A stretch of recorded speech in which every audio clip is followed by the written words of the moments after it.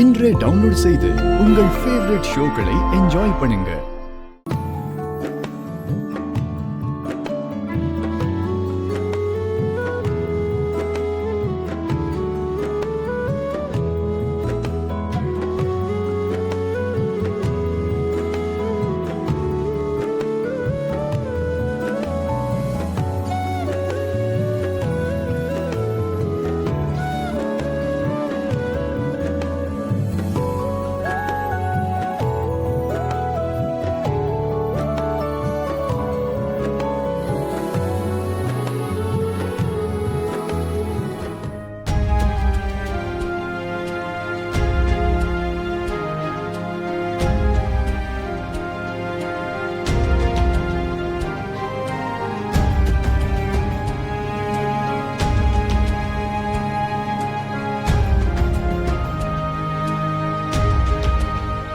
தலையில வேற அடிபட்டிருக்கு.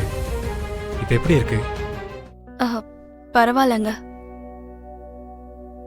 அன்போட நீங்க என்ன தூக்கிட்டு வந்தீங்கல்ல, வலியெல்லாம் போயிடுச்சு. சரி, நீ ரெஸ்ட் எடு, நான் கீழே போறேன். என்னங்க?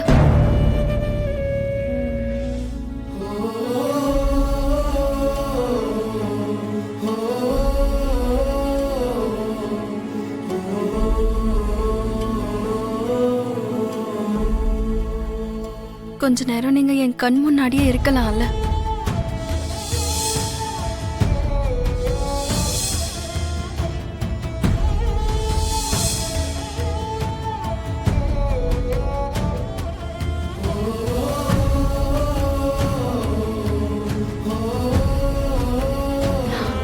அந்த ஆபத்தான கண்டங்கள் எப்ப பிரளய மாதிரி வெடிக்கணும் யாராலையும் சொல்ல முடியாது. வருங்காலத்துல மித்ராவுக்கு ஒவ்வொரு அடியிலையும் புதகுழி காத்திருக்கு.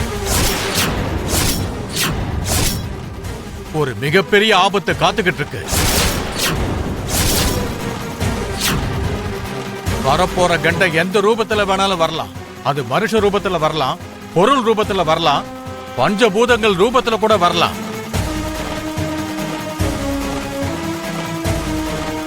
வரப்போற 13 மாசத்துக்குள்ள அந்த ஆபத்துக்களை கடந்து போனாதான் மித்ராவுக்கு பரிபூரணமான ஆயுள் கிடைக்கும். அது வரைக்கும் லட்சுமி மித்ராவை விட்டு ஒரு நிமிஷம் கூட பிரிஞ்சிருக்க கூடாது. கண்ணு மிக்கிற நேரத்துல கூட லட்சுமி மித்ராவை விட்டு பிரியக்கூடாது.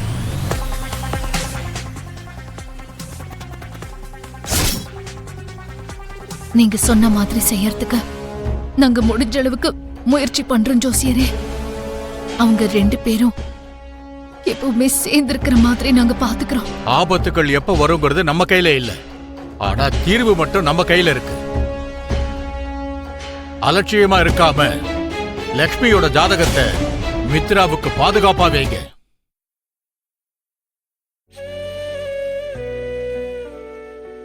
அப்ப நான் கிளம்புறேன். சரிங்க ஜோசியரே.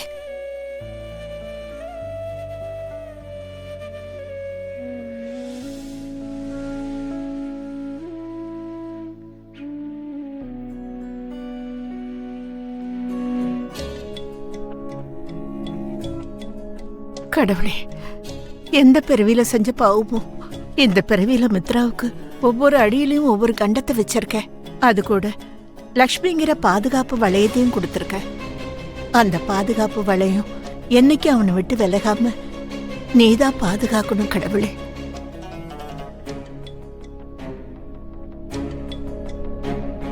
பெரியம்மா, நாங்க வந்த வேலை முடிஞ்சது.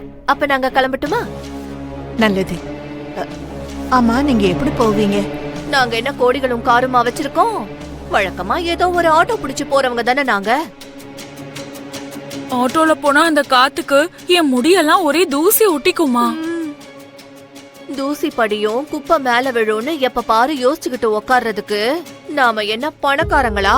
மிடில் கிளாஸ் ஆளுங்க தானே. நாம இந்த கஷ்டம்லாம் பட்டுதான் ஆகணும். அனுசியா, நீங்க 2 பேரும் இப்படி கஷ்டப்பட தேவையே இல்லம்மா.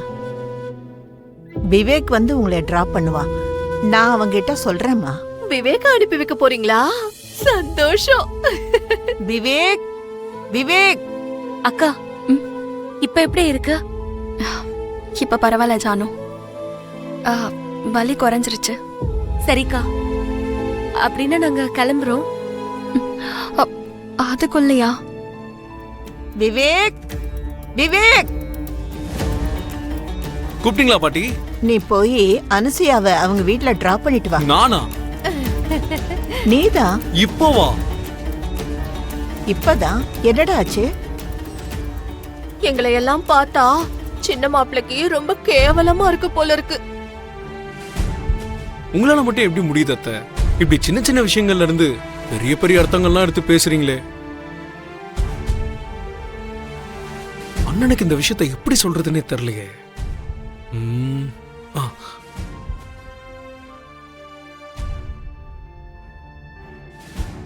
அன்னைக்கு நீ சர்ப்ரைஸ் கொடுக்க போற விஷயம் தெரிஞ்சிருச்சு.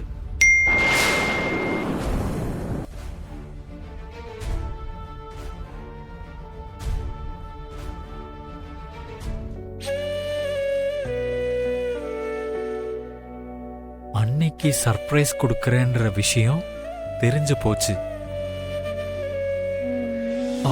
ஓ காட், இப்ப என்ன பண்றது?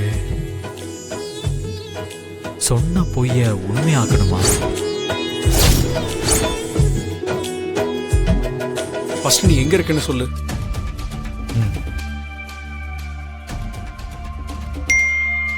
நான் அனசூயா அத்தையோட ஃபேமிலியை டிராப் பண்ண போயிட்டு இருக்கேன்.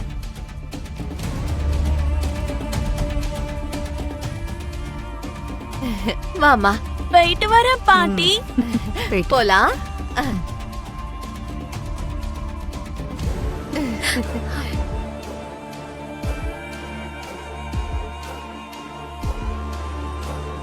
மித்ராவை சுத்தி எவ்வளவு ஆபத்துகள் இருக்கு. அவன் நடக்கிற பாதையில எவ்வளவு கண்டங்கள் இருக்குன்னு இப்ப என்னால முழுசா புரிஞ்சுக்க முடியுது ஆண்டி. இப்ப மித்ராவோட வாழ்க்கை ஒரு கண்ணாடி பொம்மை மாதிரி தான். ஒரு தப்பும் நடந்துடக்கூடாது, தப்பான அடி கூட எடுத்து வைக்க கூடாது. அண்ணன் நம்ம கண் முன்னாடி தான் இருந்தாரு. ஆபத்து அவர் கூடவே இருந்ததுன்னு நம்ம எல்லாருக்குமே தெரியும். ஆனா யாராலையும் அதை தடுக்க முடியல. மனிஷா, அவளுக்கு இந்த விஷயம் தெரியாத வரைக்கும் ஓகே.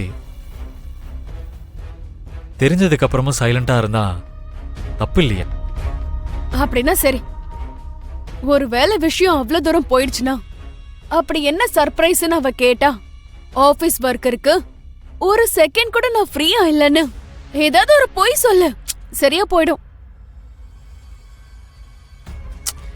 மனிஷா, இங்க பாரு மித்ரா, ஷாலினியா டைவர்ட் பண்றதுக்காக சொன்ன ஒரு சின்ன பொய் தான் அது. அந்த பொய்ய அதோட அங்கேயே விட்டுட்டாதான் நல்லது.